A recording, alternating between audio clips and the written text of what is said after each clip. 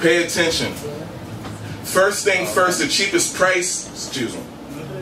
First thing first, the cheapest price to pay is attention. If you just sit back and take insight on life, what you see and perceive is your belief. No one else. Pay attention. Look both ways at all times. There's two sides to every story, and it damn sure took two to make a thing go right. One only gives you one, and one gives you two, which made you. Pay attention. Don't believe in everything you see on TV. Don't believe in everything you see. Damn sure on TV. Pay attention. The news channels give you negative messages damn near 90% of the time. I'm not knocking Fox 5, but pay attention. I won't forget to mention all the brainwashing and they claim to be washing and cleansing. All it's doing is leaving dirt that my people, our people is buried in. Folks hurt. Pay attention.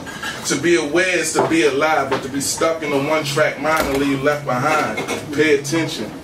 You could go to school, but you can't buy class. All you gotta do is know the formula to be good at math. Reading is essential. Pay attention. The picture is bigger than what you see. The limit is galaxies. And it is what you believe. And if you believe, you will achieve. Just pay attention. Nice.